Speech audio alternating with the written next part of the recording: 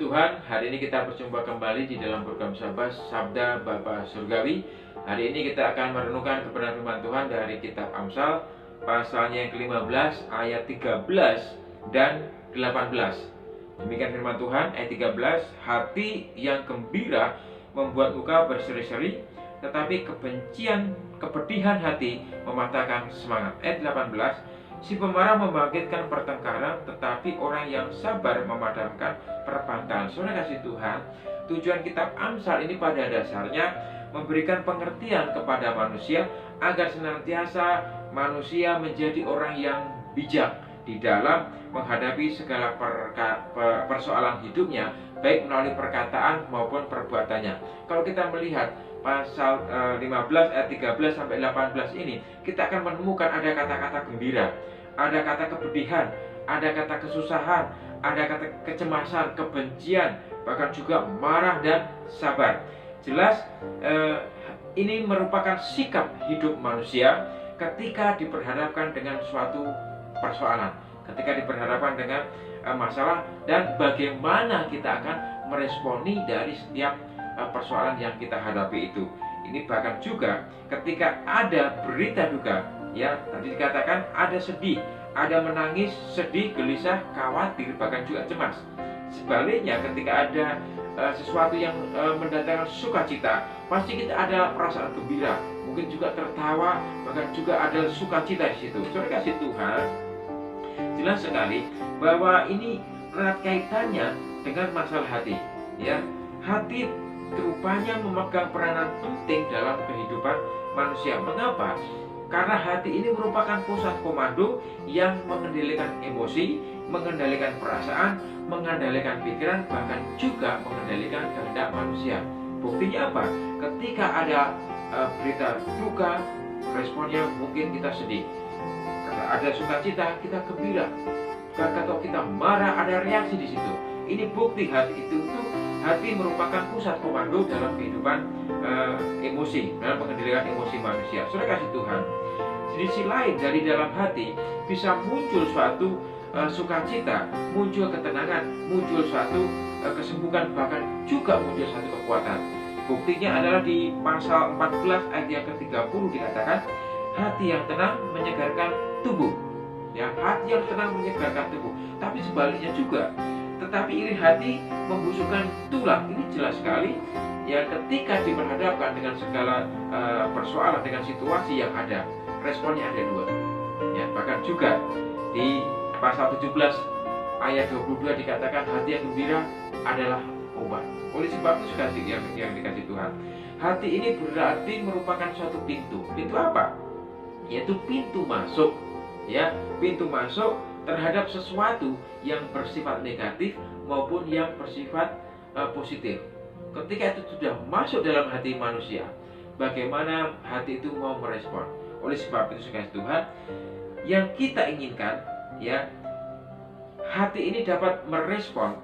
Ya, kalau tadi dikatakan hati itu berarti pintu masuk sesuatu yang bersifat positif atau negatif.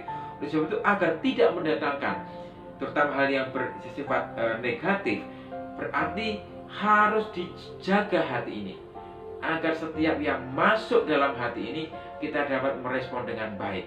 Oleh sebab itu Tuhan, yang menjadi pertanyaan bagi kita, ya, mengapa hati itu harus dijaga? Ya, mengapa hati itu harus dijaga? Ada apa dengan hati? Yang pertama, sudah kasih Tuhan, ayat pasal 14 ayat 33 dikatakan, hikmat tinggal di dalam hati orang yang berpengertian, tetapi tidak dikenal dalam hati orang bebal. Maksudnya apa? Ya, hikmat itu adalah kebijaksanaan. Hikmat itu adalah kemampuan, kekuatan untuk menyelesaikan suatu persoalan. Tetapi bagi orang bebal ataupun orang fasik, hikmat yang dimaksud adalah hikmat yang berasal dari dunia, cara-cara yang ditunjukkan oleh dunia. Tentunya itu akan bertentangan dengan kebenaran firman Allah. Tetapi sebaliknya, bagi orang yang berpengertian, bagi orang benar ataupun bagi orang percaya, yang dimaksud hikmat itu adalah hikmat yang dari Allah, yaitu kemampuan yang Tuhan berikan, cara yang Tuhan berikan pada manusia untuk apa? Untuk menyelesaikan persoalan yang dihadapi. Saudara kasih Tuhan, hal ini jelas berbeda dengan orang fasik. Bahkan tadi di pasal 14 ayat 33 dikatakan, hikmat tinggal dalam hati orang yang berpengertian, tetapi tidak dikenal di dalam hati orang bebal. Inilah sebabnya mengapa hati itu harus dijaga. Rupanya hati itu adalah tempat tinggal hikmat. Tuntunnya hikmat yang dari Tuhan. Bahkan di Yohanes pasal 14 ayat 16 sampai 17, sebelum Yesus naik ke surga, Yesus berkata, aku akan berikan seorang penolong bagimu, dan Roh itu yaitu Roh Kudus, dan Roh Kudus itu akan tinggal di dalam hatimu, hati orang percaya. Oleh sebab itu Tuhan, hati perlu dijaga, karena hati itu adalah tempat bersemayam hikmat, tempat tinggal Roh Allah yang memberi hikmat kepada kita untuk kita boleh menyelesaikan setiap persoalan sesuai dengan kehendak Tuhan, sesuai dengan hukum yang diberikan pada Tuhan, dan tentunya tidak bertentangan dengan maksud Tuhan. Yang pertama, yang kedua, saudara Tuhan, ada di pasal 16 ayatnya yang pertama dan ke-9. Demikian firman Tuhan, manusia dapat menimbang-nimbang dalam hati, tetapi jawaban lidah berasal daripada Tuhan. Hati manusia memikir-mikirkan jalannya, tetapi Tuhanlah yang menentukan arah langkahnya. Saudara kasih Tuhan, saya melihat di sini bahwa sesungguhnya hati itu adalah tempat memilih dan memilah. Hati itu tempat filter, ya, sebagai filter untuk menyaring setiap segala sesuatu yang masuk dalam hati, disaring kemudian untuk mengambil satu keputusan. Ketika Tuhan menciptakan manusia, Tuhan memberikan suatu kehendak bebas kepada manusia untuk mengambil keputusan. Kejadian 3 pasal 3, sebelum manusia jatuh dalam dosa, manusia diperhadapkan dengan dua pilihan, mau hidup taat atau tidak. Saudara kasih Tuhan, meskipun demikian, seringkali manusia itu salah di dalam memilih. Ya, seringkali manusia salah di dalam memilih. Bahkan di pasal 16 ayat 9 dikatakan, hati manusia memikir-mikirkan jalannya, memikirkan jalannya. Tetapi apa? Tetapi Tuhanlah yang menentukan arah langkahnya. Ini berarti seringkali manusia itu jatuh atau salah di dalam memilih.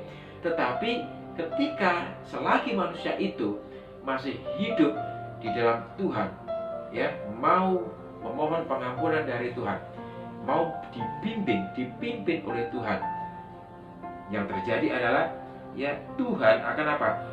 Menuntun langkahnya, sehingga manusia itu yang jatuh di dalam dosa, yang tergelincir dalam tanda kutip, yang bisa kembali kepada apa yang menjadi maksud Tuhan dalam hidupnya.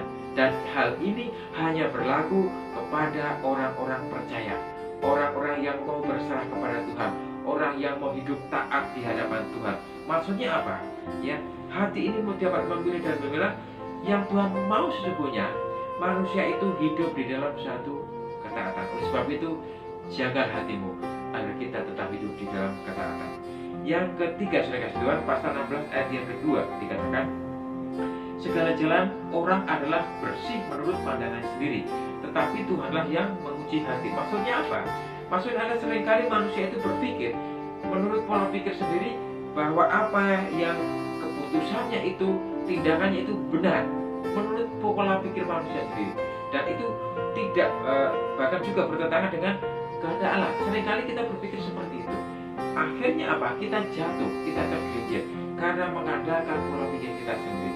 Oleh sebab itu, Tuhan, ayat yang kedua di bagian B dikatakan, tetapi Tuhanlah yang menguji.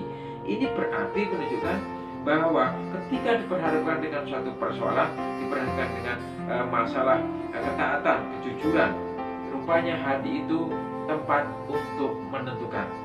Hati tempat untuk mengambil satu keputusan. Ini berarti hati itu menentukan keadaan kita.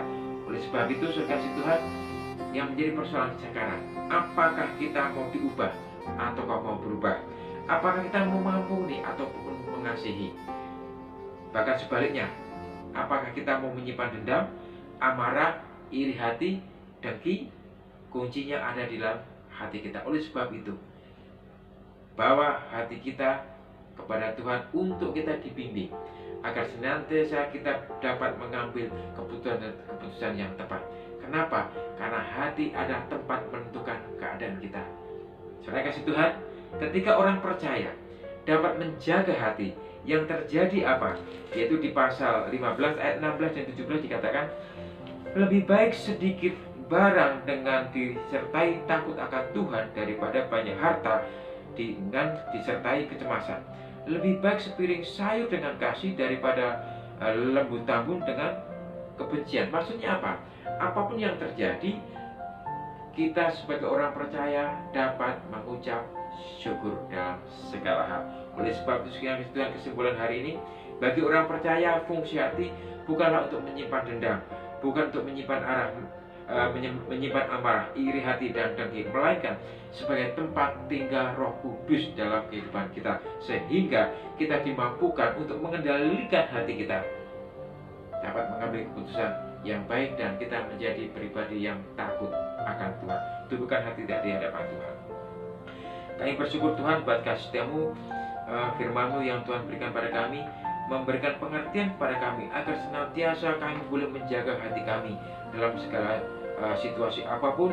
Kami tetap boleh menjadi pribadi-pribadi yang takut akan Tuhan. Terima kasih Bapa, ampuni kami. Seringkali kami salah di dalam memilih, tapi kami percaya Engkau yang akan membimbing kami sehingga kami kembali kepada apa yang menjadi rencana dan kehendak Tuhan dalam kehidupan kami. Terima kasih Bapa. Inilah doa dan harapan kami dalam Kristus Yesus kami mengucapkan berdoa. Amin. Saudara kasih Tuhan, kiranya kebenaran Tuhan hari ini memberkati kita semua. Selamat beraktivitas, kiranya Tuhan memberkati. Amin. Shalom, saudara yang diberkati Tuhan. Alhamdulillah, Bapak Ibu semua diberkati dengan kebenaran Tuhan melalui program Jabas. Bapak Ibu bisa like, subscribe, maupun komen, dan juga bisa di-share kepada saudara kita seiman